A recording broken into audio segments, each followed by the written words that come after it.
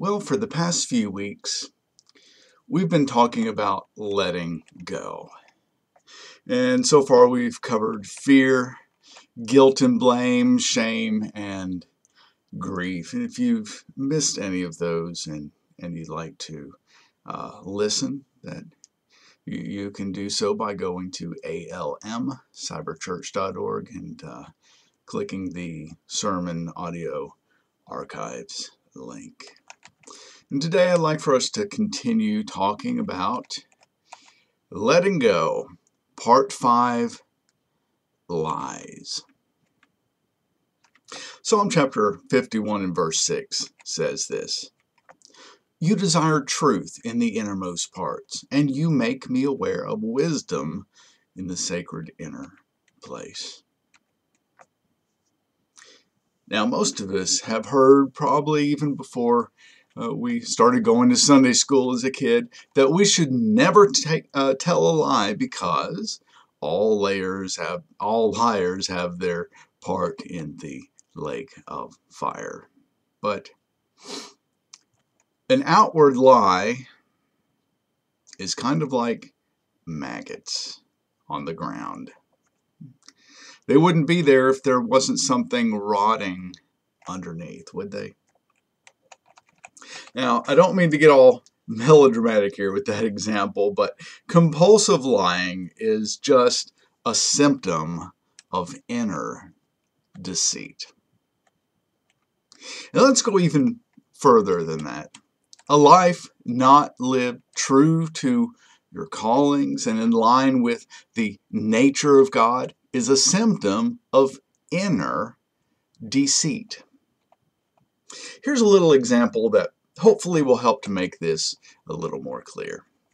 Suppose a child was raised being told that she is stupid and she is ugly.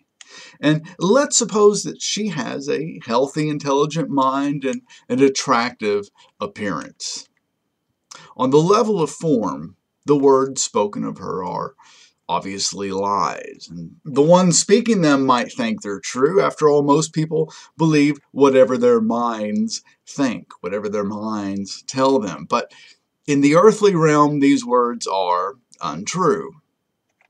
Now, over the years, these words poison the girl's own thoughts and feelings and choices and even desires.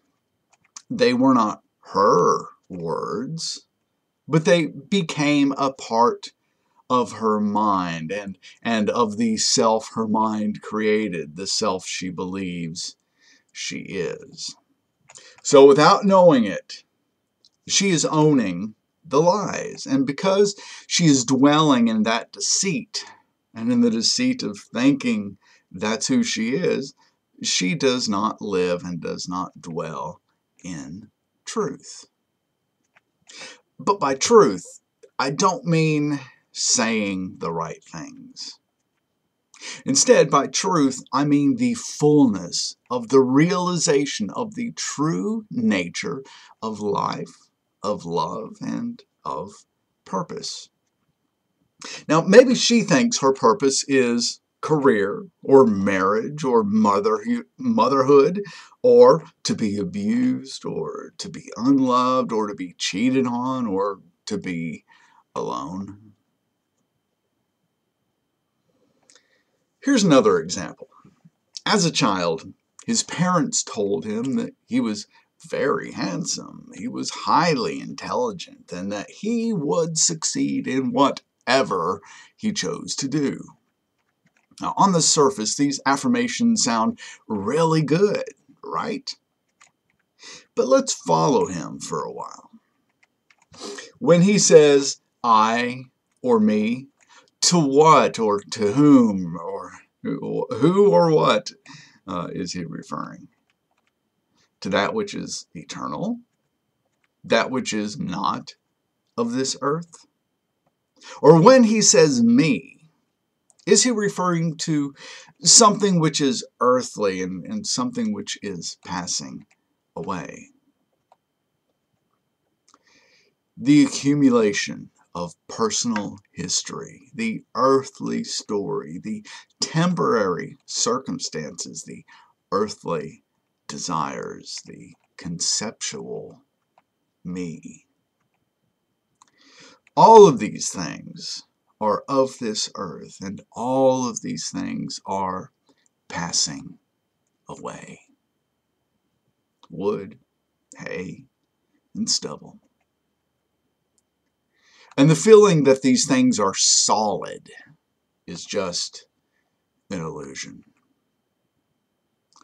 It's kind of like looking at a few strands of God's hair and never seeing, much less kissing, his face. So both the girl who hates her form and the boy who loves his form are dwelling in various forms of deception. Of course, the root form is the same. Whether that results in self-abuse and negative situations or worldly success and pleasant circumstances, neither one of them is dwelling in the truth. You desire truth in the innermost parts, and you make me aware of wisdom in the sacred inner place. Only by dwelling in truth and not in illusion can you wake up to the wisdom of God that lives within.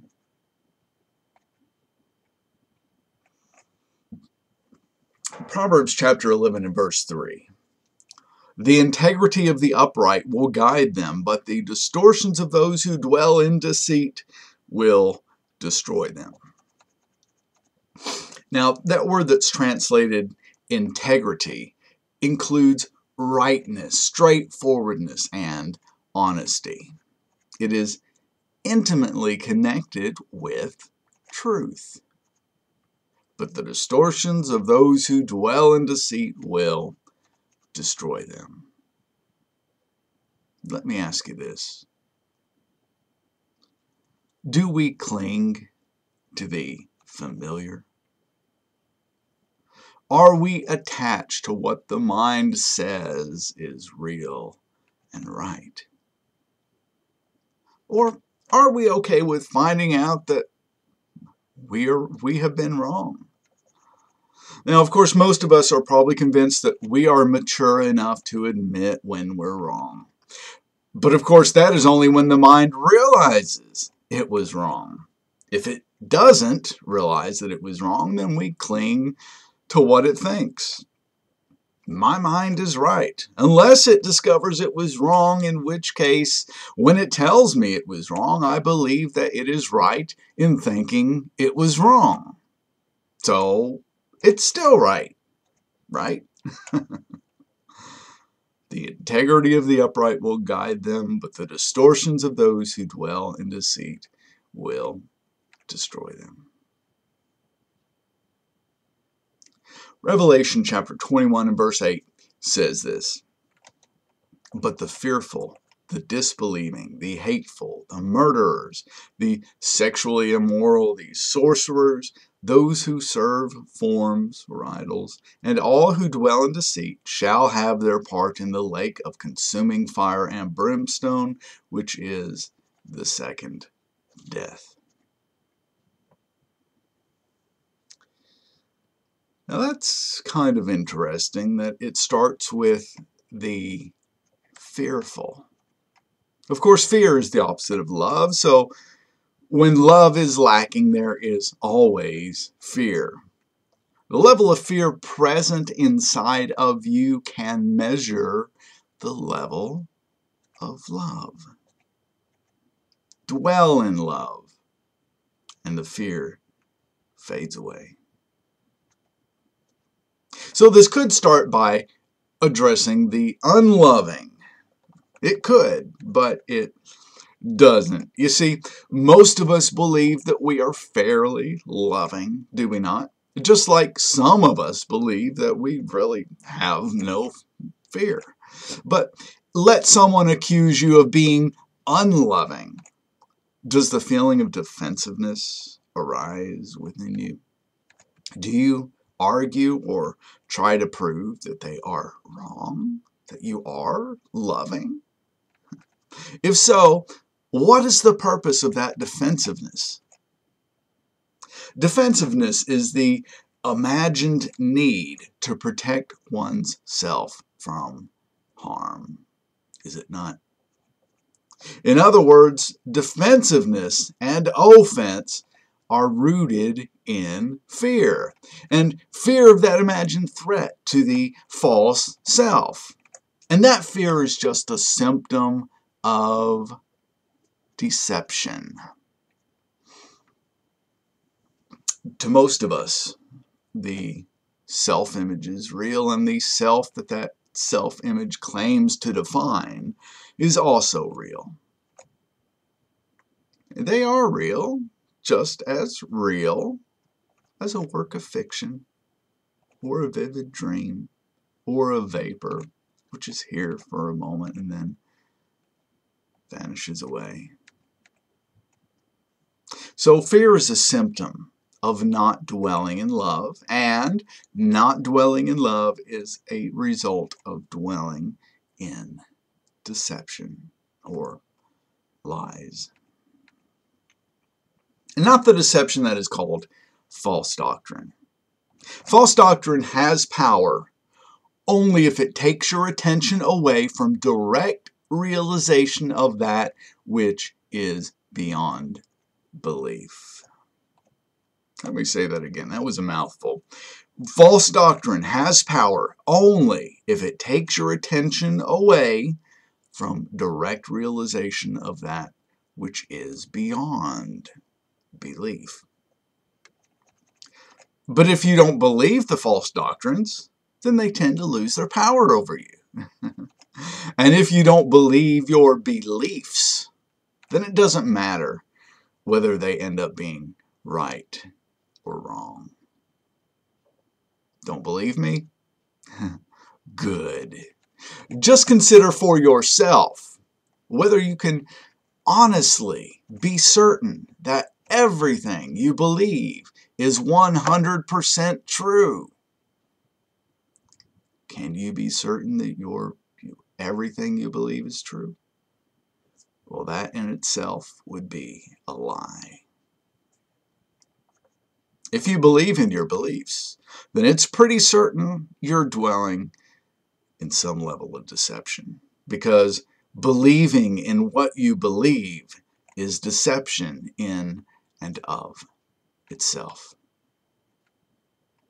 Now, wait just a minute, someone might say. I believe in Jesus. Okay, fair enough. But remember, the demons believe too.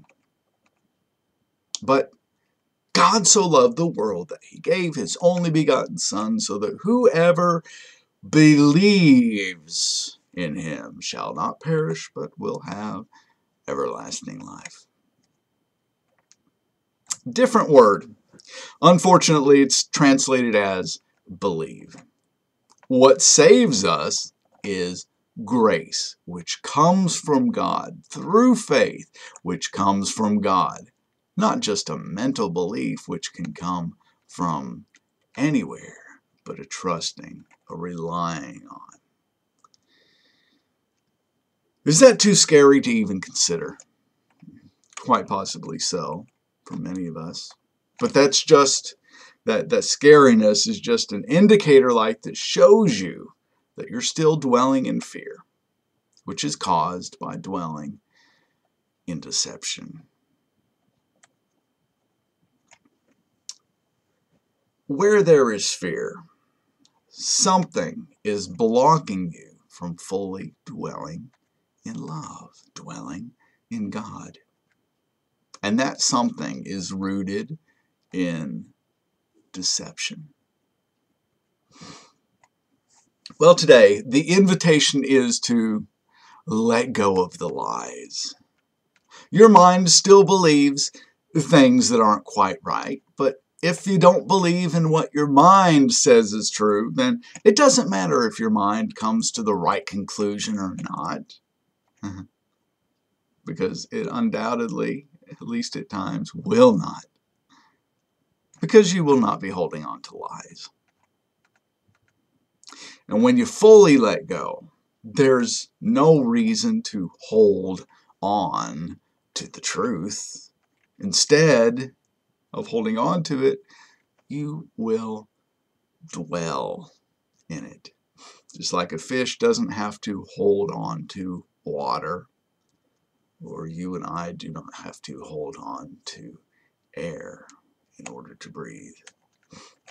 You will know the truth, and when you know it, it will set you free.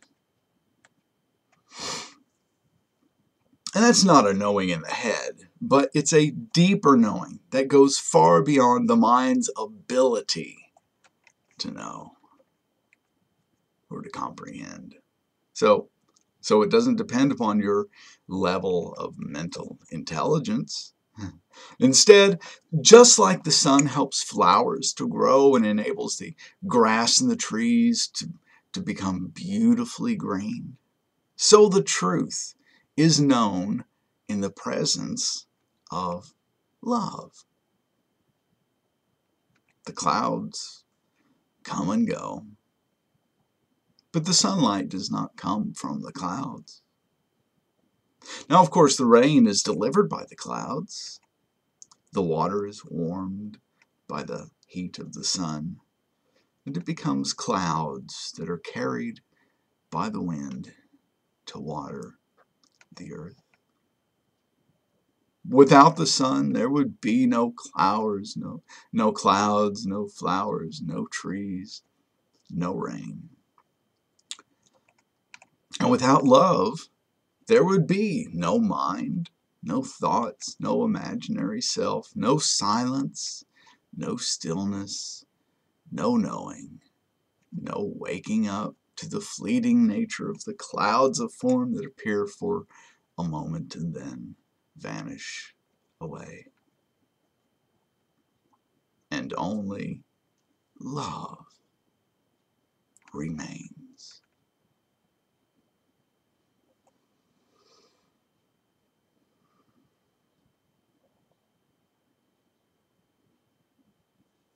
Okay, so in closing, I'd like for us to take a brief look at the last part of what we just read in the book of Revelation. But the fearful, the disbelieving, the hateful, the murderers, the sexually immoral, the sorcerers, those who serve forms or idols, and all who dwell in deceit shall have their part in the lake of consuming fire and brimstone, which is the second death. Now let me ask you this. Does that bring fear? You might say, well, if I'm dwelling in deceit and I don't figure out how to be free from it, does this mean that I will go to hell? Well, consider who the I who is thinking that really is. And then let it go. Dwell in love, dwell in peace, dwell in presence, dwell in God. And He will save you, not the idol in your head. So, what is fire and brimstone? Well, I looked it up in the Bible Concordance and found this very interesting definition of the word translated brimstone in this verse. And it is this: burning brimstone, or divine incense. And it says burning brimstone was regarded as having the power to purify and to ward off disease. And here's a question that's been asked a lot. Is the lake of fire a place where God gets you back for not being a good Christian by making you suffer for all eternity for it? Well, this word, the meaning of it, doesn't really sound like it. And I'm not saying that hell is not eternal. I'm also not saying hell is eternal. I'm not saying either one. Instead, I'm pointing out that the fearful, the disbelieving, the hateful, the murderers, the sexually immoral, the sorcerers, those who serve forms, and all who dwell in deceit, whether with the bread of God that animated them or not, will have their part in the divine incense which purifies and cleanses from disease. And in this sense, we can learn a lot from the fish.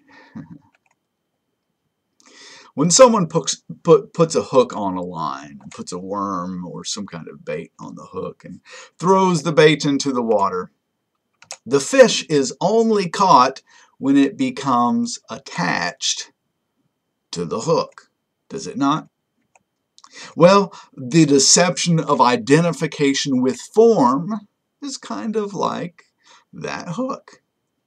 But dwelling in truth will set you free.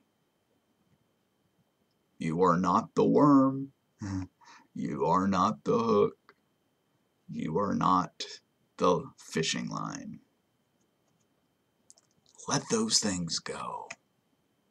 Let go of your attachment to your circumstances, your thoughts, yourself, your story, your past, your desires, your fears, and let go of your beliefs. Does that last one kind of scare you? Well, let go of the fear, of the inner lies that cause that fear, and dwell in presence. Dwell in love instead.